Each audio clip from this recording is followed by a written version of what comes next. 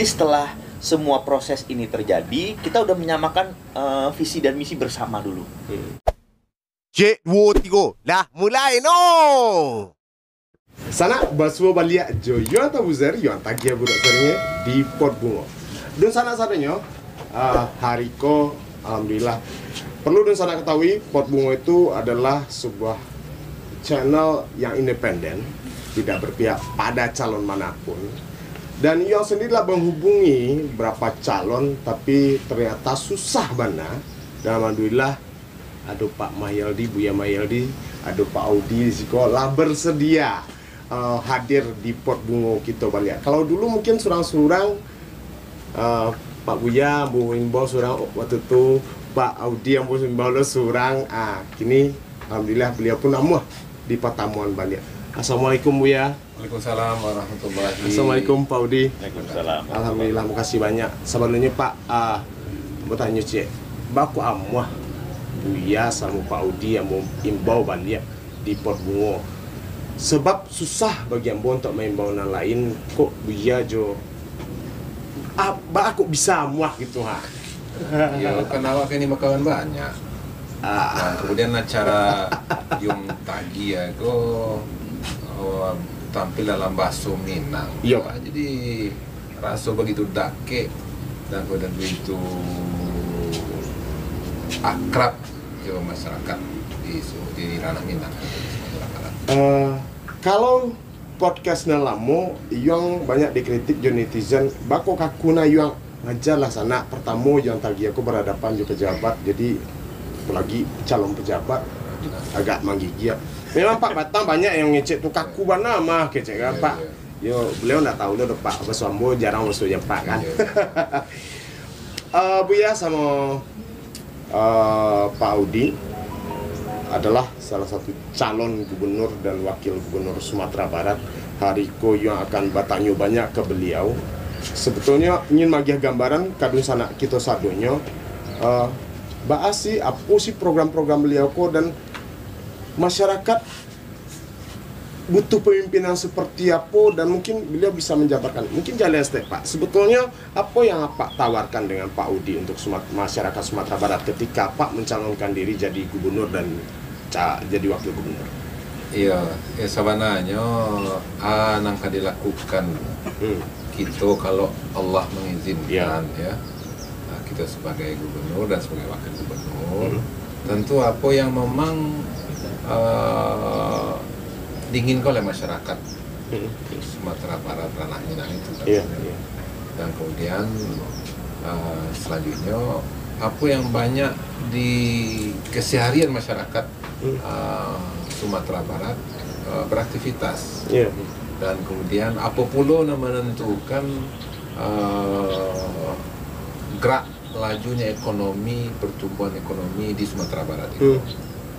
Nah, setelah kita cari ya, dan kita berjalan ke seluruh daerah di Sumatera Barat, dan masyarakat banyak keraju hariannya itu, aktivitasnya itu di pertanian. Di pertanian. Ya. Jadi artian laweh kok. Ya, termasuk peternakan, termasuk perkebunan, kehutanan, kemudian perikanan. Jadi perhatian luas.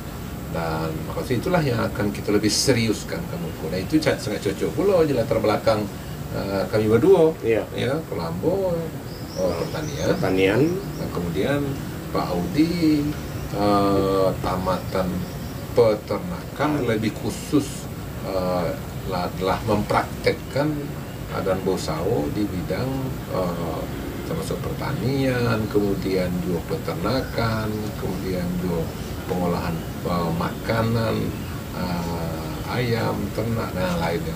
Jadi lebih banyak praktek. Jadi dan mudah-mudahan dengan sinergi dan kerjasama kita berdua akan bisa menjawab keinginan, harapan sebagian besar masyarakat di ranah Minang.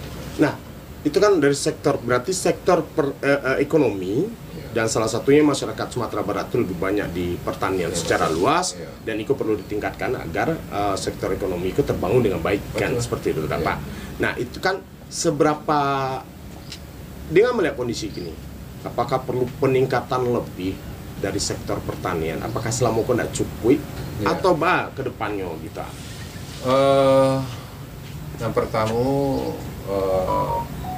tentu dari sisi produksi, nah, terus kita tingkatkan, dan kemudian juga dari sisi perdagangannya, baik dan sepengetahuan awak selama kan produksi pertanian awak di Sumatera Barat itu bukannya untuk Sumatera Barat, tapi memenuhi kebutuhan di Riau, kemudian di Kepri, kemudian di Jambi, dan kemudian juga di Sumatera sendiri, kemudian juga beberapa tempat yang lain, bahkan Serpo Bareh misalnya, nah itu dikirim ke restoran-restoran Minang ya yang ada di Jawa. Atau lain, dan begitu juga Serpo Sayu awal itu dikirim ke Batam, bahkan sampai ke Singapura.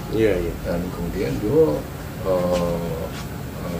begitu juga dari hasil peternakan ya, terpungkan ayam potong, kemudian kalu ayam, nah itu kan juga disuplai daerah-daerah. Jadi intinya, mungkin bahkan untuk secara internasional, serupa kebun kan, CPO itu dikirim, kemudian Gambia yang terkadang di dunia kan, dan kemudian juga produksi yang lain serupa manggi hawa itu diekspor, dan kemudian juga palo, nah itu kan apa yang produk-produk yang selama kau dikirim untuk ekspor. Dan itu menunjukkan bahwa memang itu harus kita tingkatkan, dan sementara dalam situasi kini kan COVID, jadi nilai daya beli luar negeri itu nggak berkurang. Itu akan kita mengarah kepada untuk memenuhi dan kemudian produk awak itu bisa memiliki nilai tambah, sehingga memang perlu ada industri kaitan dengan yang berbahan dari pertanian perkebunan tadi itu. Termasuk juga seperti misalnya ikan, kan di Sumatera Barat di mana kita cari di Pak Saman, kemudian di Damasraya, di pesisir 50 kota itu ada ikan gariang. Gariang. Nah, ikan gariang itu di samping kebutuhan dalam daerah sendiri di Indonesia sendiri itu yang bisa juga dikirim ke Malaysia, lainnya. Jadi kalau Iko memang tergarap secara maksimal, dan itu akan memiliki nilai yang lebih tinggi, dan kemudian tentu akan meningkatkan pendapatan dan kesejahteraan masyarakat sekaligus. Di samping itu juga tentu yang kita ikuti dengan industri yang hulunya adalah di pertanian. Pak Audi, beliau basicnya pengusaha peternakan, kan, dan cukup sukses di daerah Indonesia Timur. Kemudian kembali ke Sumatera Barat, mengabdi di Sumatera Barat. Kira-kira dari penjelasan tadi yang ambo terima dari Pak Mayeldi, Pak Biawako, bahwa sektor pertanian di Sumatera Barat itu sebetulnya perlu ditingkatkan lagi. Kira-kira gambarannya seperti apa nampak Pak? Pastilah jalan ya keliling Sumatera Barat pasti kan? Jauh perjalanan. Lah sampai di sini kampung beliau. Alhamdulillah udah melihat banyak ini kan, terus berjemur terus jadi agak sedikit kosong. Memang kita lihat di visi misi Buya dengan Ambo, ada pernyataan kita intinya akan konsen juga membangun di sektor pertanian dalam arti laweh tadi Buya bilang, peternakan dan sebagainya. Fokusnya memang kalau di hulu mungkin kita petani-petani di sini mungkin udah cukup piawai, udah bagus dalam produksi. Kita produksi lado banyak, produksi buah banyak. Nah yang sulit ini terkadang adalah di penjualannya, di hilirnya. Kama dipasarkan, nah kama dijual begitu. Jadi kita coba memberikan fokus di bidang hilirisasi pertanian. Apakah itu? Jadi pertama, peningkatan produk-produk atau nilai dari produk pertanian tersebut. Contoh, di pesisir selatan waktu itu Ambo sobo jo petani lado ijo. Tapi ini lado ijo organik. Tapi kita tanyakan, bara Bapak jual lado ijo kok di pasar? Dia bilang samose Pak harganya. Jadi artinya kata-kata organik yang atau proses organik yang mereka lakukan tidak menambah nilai. Sayang kan? Sebenarnya sayang. Tapi dengan sertifikasi organik, pengemasan yang organik, itu kan contoh Juang. Talua 10 butir. Katakan di pasar modern ya, perbelanjaan modern. Harganya 20.000. Tapi kalau kata-kata telur organik jadi 30.000 harganya. Ada nilai tambah. Nilai tambah. Nah, ini yang belum tergarap di masyarakat awal. Belum tergarap secara lebih baik. Tapi kan memang kita lihat satu, pertumbuhan ekonomi Sumatera Barat ditopang oleh faktor sektor pertanian paling besar. Kedua, angkatan kerja pun paling besar di Sumatera Barat di sektor pertanian dalam arti luas tadi. Jadi memang sektor tersebut memang harus kita perhatikan lebih. Tujuannya untuk mendongkrak pertumbuhan ekonomi. Tentunya nanti ada faktor-faktor pendukung di bawahnya. UMKM, pendidikan. Jadi di sana itu salah satu pembicaraan fokus beliau berdua kok ketika beliau terpilih jadi gubernur dan wakil gubernur, itu meningkatkan sektor pertanian karena rata-rata masyarakat Sumatera Barat banyak berkehidupan di dunia pertanian gitu ya Pak ya. Pertanian secara luas. Ada yang menarik Pak, ketika sisi pertanian menjadi sebuah fokus, itu berpengaruh nggak pada aspek yang lain Pak dalam kehidupan masyarakat? Misalnya dari masalah berkebudayaan, seni budaya mereka, perkembangan, masalah infrastruktur pasti penting Pak. Ketika Iko diproduksi dengan baik, kemudian harus mungkin dipasarkan, itu didukung oleh infrastruktur yang lain. Baik kok Pak. Ya, jadi pertanian ya, lebih laweh, lebih banyak yang terlibat situ. Tapi itu juga di Sumatera Barat UMKM. Nah, itu juga itu tidak kurang daripada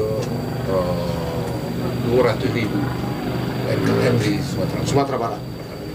Dan sangat banyak sekali. Dan itu ada di kabupaten kota di Sumatera Barat. Nah, itu juga menjadi perhatian awal. Bahwa di tadi itu perlu kita berikan nilai tambahnya, nilai jualnya, kan? Sehingga memang itu akan meningkatkan pendapatan daripada pengusaha di UMKM tadi. Nah, kemudian untuk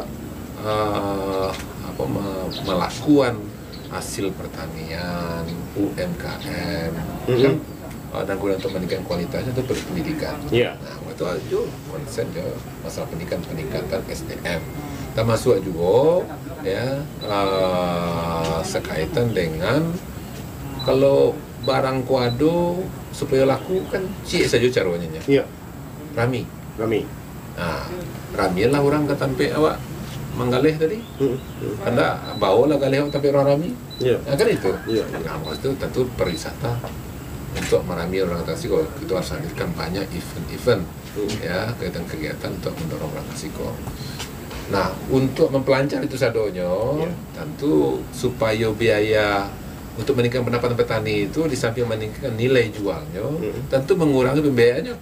Gitu kan? Nah, waktu itu supaya berkurang biayanya, maka pemerintah harus membuat infrastruktur ya, jalan, kemudian irigasi ya, sehingga memang biaya produksi petani meningkat.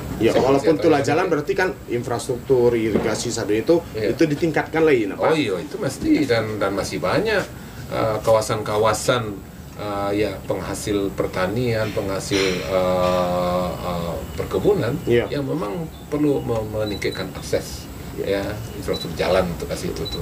Dan kemudian juga kelancaran transportasi dan kemudian di samping itu juga tentu perlu kita menghadirkan katakanlah mungkin upaya untuk industri mungkin dalam skala kecil ya, skala rakyat ya, sehingga memang nilai tambah, nilai jual daripada yang bisa dihasilkan oleh petani ataupun juga masyarakat itu lebih meningkat tentunya.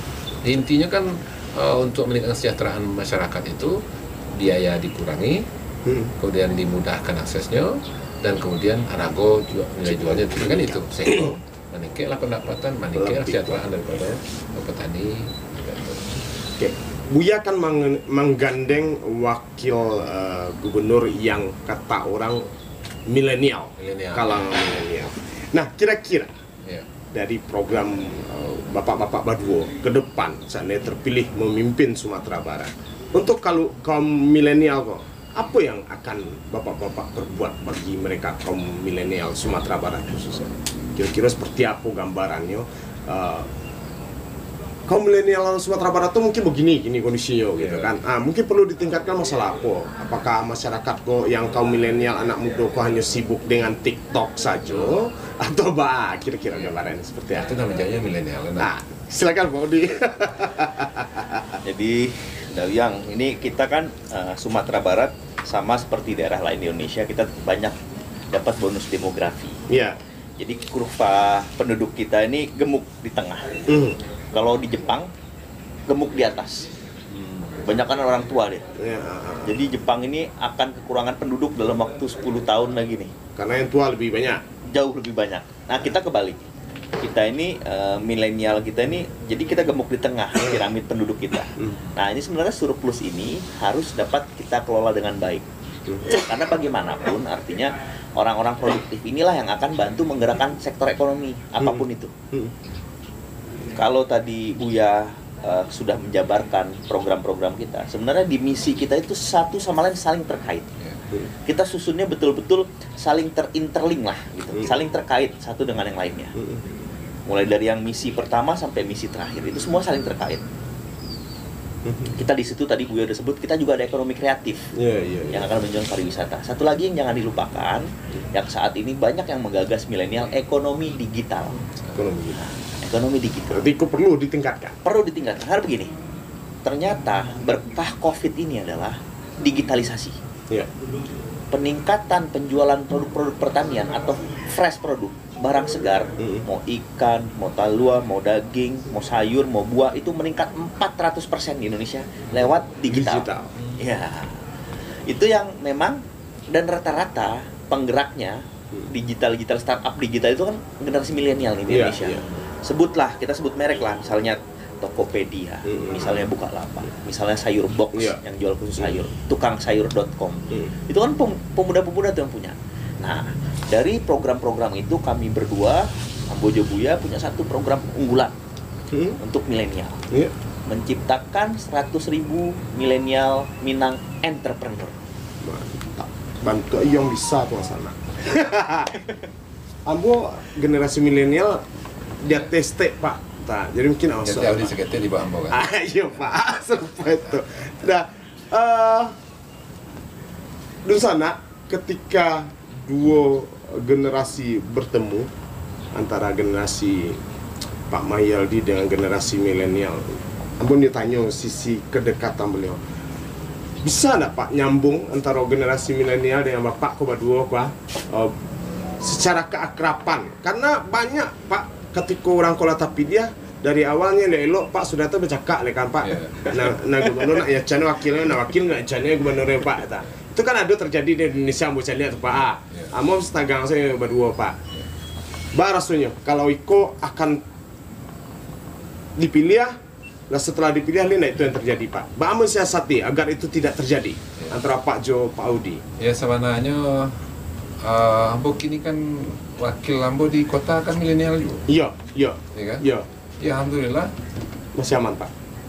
Terbangun kerjasama yang cukup baik ya. Dan memang kalau kita mencari ya, jangan di Sumatera Barat, di Padang. Di Padang saja buat itu banyak kegiatan yang dilakukan. Dan mungkin wali kota Surang maka itu tentu harus diperankan wakil wali kota. Apalagi di Sumatera habis Pak. Nah, kemudian sampai itu juga pada sisi Ambo mungkin selama mungkin lah bergerak di pemerintahan ya. Dan kemudian saya Ambo anggota DPRD 2000 sampai 2009 dan wakil wali kota di wali kota sebelumnya kedua kan. Dan mungkin pengalaman di birokrasi mungkin Ambo cukup agak lebih daripada. Tapi kalau untuk pengusaha, merasa ya. Iya Pak, itu kan dunia yang berbeda sebenarnya Pak. Ketika pengusaha dengan orang birokrat bertamu, kan. Dan sebetulnya Pak lah membuktikan di masa kepemimpinan Pak jadi wali kota Padang dengan wakilnya yang milenial pula, gitu kan Pak. Itu menjadi sebuah pengalaman yang berharga ketika berpasangan dengan Pak Udi. Kadang-kadang orang kan mengecek mereka, Pak, nak muda kok kareka palo gitu kan.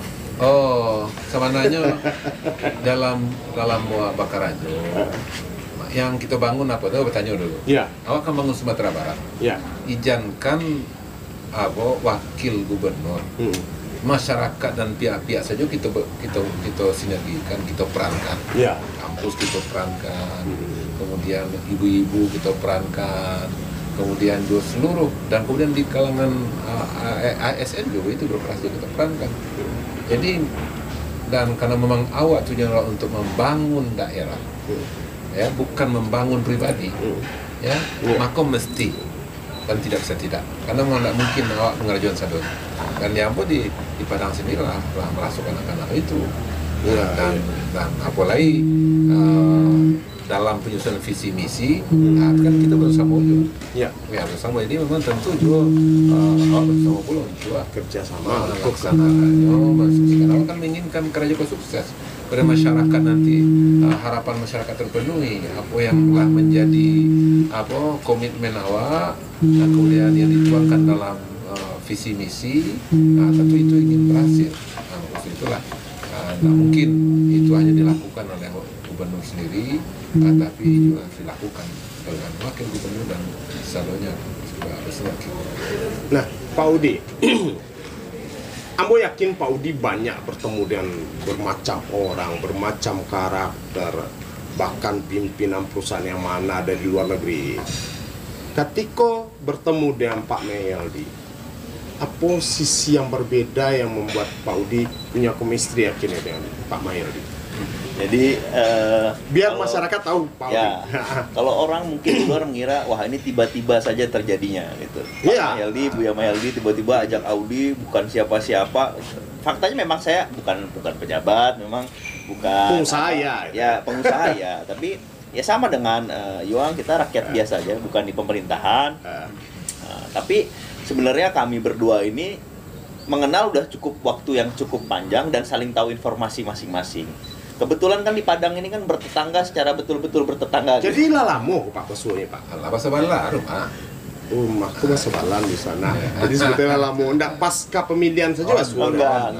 Oh, memanglah akrab dari dulu. Kemudian kawan Pak Udi juga kawan Ambo. Oh, gitu. Kan Gubernur Nusa Tenggara Barat. Ya. Nah, di situ kita baca itu, dan kemudian Pak Gubernur cerita lo kamu, dan kemudian begitu juga Pak Gubernur kamu cerita lo Pak Udi tentang Ambo kan. Nah, ini banyak hal yang mempertemukan kita itu. Tapi yang tentu memang kita tidak menyangkul juga ya. Nggak menyangka. Chemistry itu kan tidak bisa dibangun sesaat. Harus perlu proses panjang. Tapi belum dijawab Pak Udi.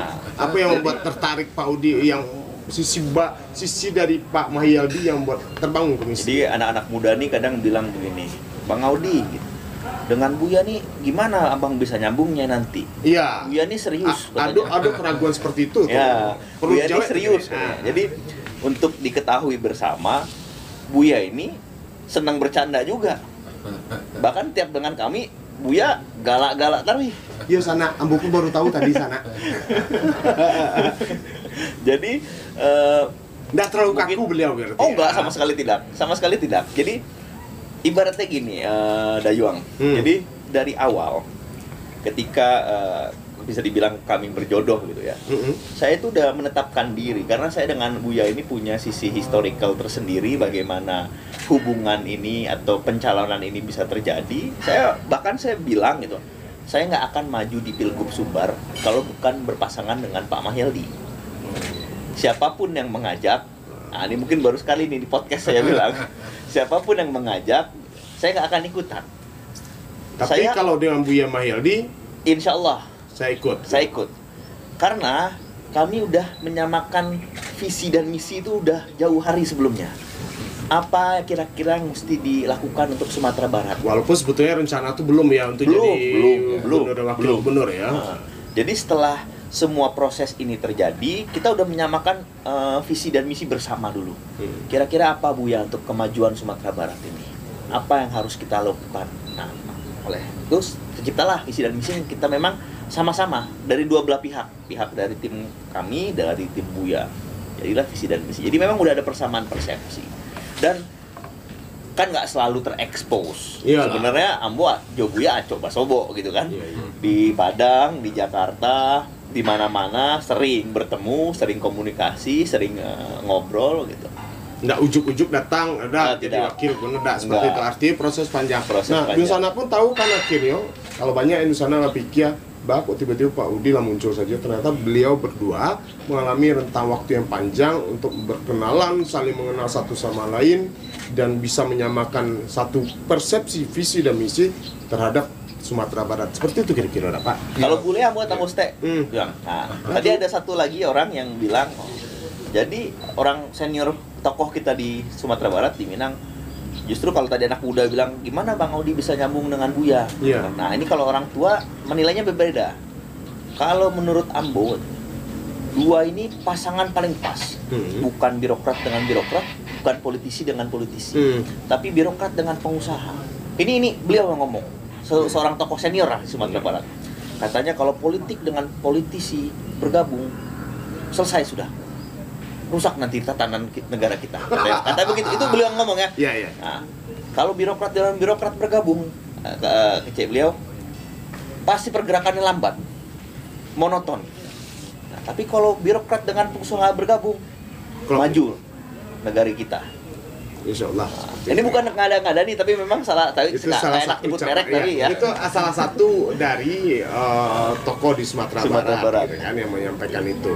Dan itu tentu semua kembali ke masyarakat. Tapi Ambo melihat di sana sementara kembali bertekankan bahwa Pot Bungo itu independen, tapi mulai chemistry yang cukup bagus antara bapak-bapak kita berdua. Ada tambahan Pak Mayan? Iya, jadi tadi yang nyabian bakso yang muda itu karena kalau iya merasa enggak seperti itu semuanya, dan bukti ya. Ambo di Padang sendiri itu kan betapa banyaknya kegiatan-kegiatan yang kita lakukan bersama-sama dengan muda-muda. Ya, kegiatan-kegiatan kreatif. Sebagai contoh misalnya ada event yang kita lakukan Siti Nurbaya. Itu melibatkan muda-muda itu. Kabarnya yang menginisiasi dulu. Sebenarnya Pak. Iya. Makanya terima kasih ya, ketika bertemu Serupiko betul tahu ya kan, tapi alhamdulillah. Iya, jadi maksud itu, itulah satu orang. Itu kan melibatkan muda-muda. Ketika kita libatkan muda-muda dalam kegiatan itu, alhamdulillah luar biasa. Itu terbukti yang kedua, ketiga dan sebagainya dari Sinubaya itu. Nah kemudian kaitan jawab Pak Udi sendiri ya, dan walaupun Pak Udi adalah seorang yang punya beberapa perusahaan. Kamu dapat informasi dari drivernya, dari sopirnya. Ketika kamu pergi ke Makassar, sehingga sopirnya bercerita ke kamu, Pak Wali, ya sekarang lah saya baru ketemu. Saya udah banyak kerja di banyak tempat gitu ya kan. Dan sekarang lah saya ketemu seorang pimpinan perusahaan dan kemudian owner perusahaan, yaitu yang mau makan bersama dengan kita. Nah, ketika Ambo pergi ke Makassar, itu juga disampaikan dan itu pun yang telah bersama di situ kan. Jadi ndak sungkan beliau mengambil nasi untuk kita, untuk apa hidangan untuk awak gitu kan. Dan itu juga dilakukan untuk staf-staf beliau yang ada di situ. Nah, kemudian ikut dari penilaian dari banyak masyarakat yang berinteraksi dengan Pak Udi. Itu walaupun Pak Udi pendidikannya sampai luar negeri dan kemudian kini sedang menyelesaikan S3, itu justru ketika diskusi dengan banyak orang ya, mungkin orang yang mungkin strata pendidikannya mungkin di bawah, dan ketika dialog justru kesiapan untuk menerima pikiran-pikiran serupa itu. Jadi makanya kalau segi Ambo S1, Pak Udi sedang menyelesaikan S3 kan ya, tapi alhamdulillah di dalam dan itu serupa yang disampaikan oleh masyarakat tadi ya, artinya terbangun saling memahami, saling bersinergi serupa itu, dan mungkin barangkali masyarakat pun bisa menilai mungkin setelah berjalan seluruh Sumatera Barat Pak Udi kan. Nah, barangkali mungkin masyarakat pun merasakan seperti itu. Cuma nanti bisa Pak Yon Tagih nanti cobalah tamunya tokoh-tokoh pernah tamu jo Pak Udi, akhirnya coba tanya. Betul nggak seperti itu? Betul seperti itu, dan itu dari informasi yang berapa Dan kemudian ketika kita juga diskusi dengan banyak pihak, dengan berapa pakar, kemudian juga berapa masyarakat di lapangan, itu yang direspon. Baik. Maka itulah insya Allah mudah-mudahan dengan hal yang serupa itu sehingga memang kecil yang tadi itu chemistry ya. Chemistry itu insya Allah akan terbangun dengan baik. Nah, kemudian tambah lagi barangkali niat kita, dan kemudian tambah lagi Pak Odiko dipasang oleh orang tua mati pun kamu di Sumatera Barat. Karena beliau asli Minang di sana, jangan diragukan lah ya. Pak, ada baru-baru kok kejadian masyarakat kita tertipu Wiko Pak. Kejadiannya ada orang mau WA memasang foto Pak Mahyildi, Mangican tolong bantu sumbangan untuk Iko, kan? Tanya transfer rupanya enggak. Bapak mana seperti kok Pak? Kok kan masyarakat sedang memanfaatkan kondisi Iko Pak. Nah itulah mungkin orang kok potensi kena COVID ya. Soalnya banyak buruk kan, sehingga menghalalkan segala cara. Banyak buruk. Kalau orang dalam pikirannya buruk-buruk saja kan, nah itu nggak stres tuh. Kemudian imunitas turun. Iya. Aku khawatir. Ya enggak, ya kan artinya di sana di masanya harus cerdas menyikapi kondisi itu. Apalagi Pak Mahyildi yang mau WA-nya untuk minta sumbangan kamari gitu kan. Gue rasa Pak Mahyildi enggak akan meminta sumbangan ke sana dong. Iya. Dan celeb itu. Jadi saja selama kok nomor handphone apa cie ya kan? Ya, 0812-670-7570 itu saja. Tapi orang tadi itu lama lapor ke Pak? Yang tertipu ke Pak? Enggak, justru ambo lah tahu orang. Oh, lah tahu Pak. Lah tahu di tinggalnya soalnya tahu. Oh, lah tahu. Lah so lado yang menalinya. Ya, apa kita tegaskan itu. Oh, gitu. Maksudnya orang nama nipu Pak? Iya, orang pengguna nama apa. Oh, lah tahu Pak. Menampilnya itu dan ketika lokasinya tak terdeteksi ya. Dan kemudian itu kan nomornya kan lain. Iya. Ya, ambo kan ketakutan ambo beko Iko akan terus-menerus terjadi Pak. Dan mungkin kita klarifikasi di Iko di sana pun harus hati-hati di Maka itu memang separuh warga masyarakat di Masjid Jabarado memang banyak yang punya niat-niat yang tidak baik ya. Dan kemudian menjatuhkan nama kita ataupun nama orang lain ya. Maka perilaku dan serupa itu adalah perilaku yang tidak patut dicontoh, tidak patut ditiru, tidak perlu dijanjikan. Dan karena awak kini kan untuk membangun Sumatera Barat, nah maka itu siapapun dan itu patang kita di ketika kemarin penyerahan SK secara serentak dari PKS, salah satu itu butir komitmen kita itu, ya tidak melakukan black campaign dan kemudian hal yang melanggar undang-undang. Itulah dijadikan itu menjadi komitmen dari calon-calon yang didukung oleh PKS.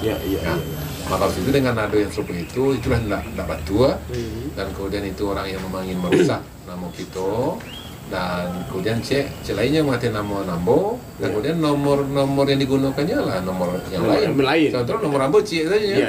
Itu makanya dapat diketahui bahwa memang ada keinginan atau hal lain dan kalau seandainya siapa saja melakukan itu atau punya niat untuk melakukan itu tidak usah lah ya lakukan dan kemudian kini untuk mendeteksi mengetahui itu tidak susah lah ya kita dengan teknologi kini untuk mengetahui dan begitu juga dulu pernah juga yang menyebarkan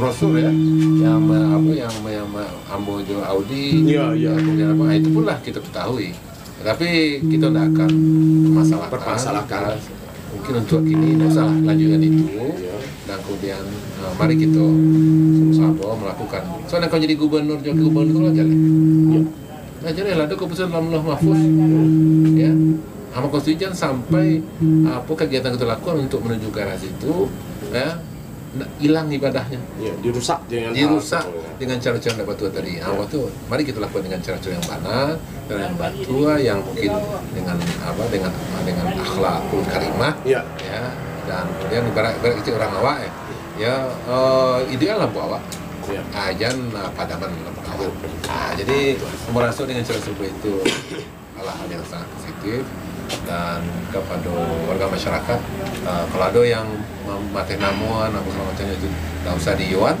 dan kemudian dan jangan sampai tertipu karena ditegaskan ya Pak ya kalau Pak Mahyildi tidak pernah berusaha untuk minta sumbangan ke masyarakat gitu. Di sana sebenarnya mangan Pak Mahyudi minta sumbang ke awak minta sumbang kayaknya. Bisa Pak, sumbang ke Merayu aja Pak. Pak Audi, Pak Audi, ekspektasi masyarakat sebetulnya tinggi tak? Pak Audi kok Pak, gitu kan. Nah, Pak Audi menyikapi kondisi kok. Dapat bocoran step Pak Audi. Dan Pak Audi itu enak sebetulnya ngomong gitu, cair dan beliau capek sigap gitu. Tapi mungkin ada orang di sekitar Pak Audi yang susah untuk bisa didekati. Pak Audi menanggapi hal itu. Ya, apa namanya? Kita nanti kalau memang ditakdirkan oleh yang di atas untuk memimpin Sumatera Barat, tentunya kita nggak bisa bergerak sendiri. Iya. Kita nggak bisa bergerak sendiri dalam artian butuh kerjasama semua pihak, bukan hanya pemerintah, masyarakat juga, ya, pemerintah provinsi, pemerintah kota kabupaten, pemerintah pusat, tentunya harus bersinergis bersama. Dari pihak akademisi juga, organisasi, masyarakat, LSM, semua kan harus bahu membahu. Kami berdua ini kan mungkin pembuat kebijakan yang menjalankan kebijakan yang sesuai. Contoh untuk pembangunan pertanian tadi kita bahas di awal. Apakah yang paling tepat dilakukan untuk Sumatera Barat? Hal apakah yang cocok untuk program-program pertanian di Sumatera Barat? Tapi kan nanti eksekusinya adalah di kabupaten, di kota. Tentu kan mesti ada sinergitas dengan seluruh pihak. Seluruh pihak memang mesti saling bersinergis. Kalau nggak mungkin. Saya dengan Buya melakukan semuanya berdua kan nggak mungkin. Jadi kita selalu juga sebenarnya kayak sekarang kami juga membangun komunikasi dengan semua pihak. Mau yang bajunya sama, mau yang bajunya berbeda. Susah ya? Nggak susah dah. Tetap mudah. Susahnya cuma satu kalau sekarang. Karena waktu. Karena tiba-tiba semua orang ingin ketemu. Jadi kita maraton terus. Jadi di sana Yuang yang paling beruntung di sana bisa basuh beliau langsung sana. Sesibuk apapun beliau menyempatkan diri hadir di Port Bungo. Udah 2 kali. 2 kali, ya. Itu luar biasa. Yang lain itu sana Yuang itu nggak bisa saya sana. Dengan kondisi seperti kini, insya Allah bapak-bapak berdua akan maju menjadi gubernur dan calon wakil gubernur Sumatera Barat. Terakhir, pertanyaan Yuang Pak, apa statement Pak Baduo yang membuat masyarakat Sumatera Barat yakin memilih Pak Baduo? Pertama, apa yang akan kita lakukan sesuai keinginan sebagian besar masyarakat Sumatera Barat, dan itu dari hasil pertemuan di lapangan dan kemudian juga dari kita melihat secara akademis. Dan yang kedua, dari calon-calon yang ada kini, ya, kamu mau 50 53,5. 53,5. Kalau Pak Audi 33. Kalau di gabungan, insya Allah kita pasangan paling muda. Kalau digabung muda ya, kamu masih muda. Tambah 37 kan, alur sampai 100 ya. Paling muda. Oke. Nah, kemudian kalau pengakuan daripada masyarakat dan juga pengawal itu ditandai dengan apa yang kita lakukan di Kota Padang selama itu. Ya, alhamdulillah dengan dukungan dari seluruh pihak, perantau, kemudian juga masyarakat di Kota Padang, namun juga di kota di Sumatera Barat, itulah makanya kita bisa melakukan seketik perubahan di Kota Padang. Dan alhamdulillah ya. Dan kemudian di samping itu juga dari latar belakang yang berbeda, pengusaha lebih capek. Iya, lebih sigap, lebih capek, capek, apalagi dengan usia nanti. Iya. Mungkin tentu ambo marem-rem sekete. Iya. Sehingga mudah-mudahan dengan itu akan bisa lebih lancar. Itu menurut ambo. Iya. Apa menurut Audi apa lu kira-kira ya? Mewakili banyak elemen dari masyarakat. Pertama, beliau seorang birokrat ulung. Saya mewakili pengusaha dan akademisi. Jangan lupa juga saya ini sering mengisi banyak. Beliau dan dosen. secara resmi saya terdaftar sebagai dosen di UGM, di IPB, kan? Bahkan di Sumatera Barat ini sering sekali diminta mengisi seminar-seminar baik level jadi nasional. klop lah ya Pak Audi. Ya. Pertemuan berdua kok klop ya, ya. saling isinya ya. Jadi udah mewakili banyak elemen masyarakat, birokrat, pengusaha, akademisi, mewakili kalau Buya bilang kaum kolonial dan kaum milenial, ya jadi lebih luas lagi kan. Tadi Buya bilang digabung alun sampai 100 lah ya, umurnya kan. Ya kalau dibanding yang lain maksudnya. Jadi paling bisa membalans, bisa saling melengkapi, bisa saling mengisi,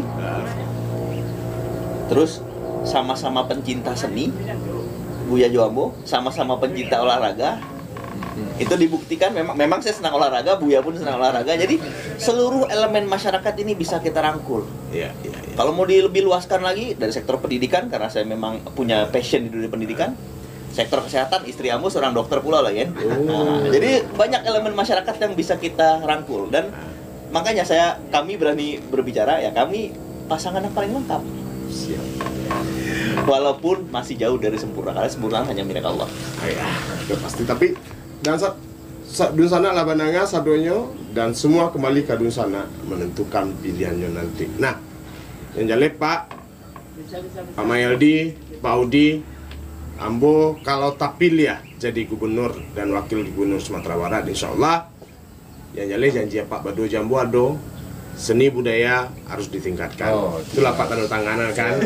Pak Audi pula menyatakan sanggup. Justru seni itu harus hadir dalam setiap sisi kehidupan. Siap. Makasih banyak Pak. Lah di sana pasangan Pak Mayaldi jo Pak Audi lama suat di Pot Bungo, dan Ambo sampai kini masih menunggu pasangan lain. Lama bana. Lah sana lah. Cik 2 3 lah habis sana lah no lebih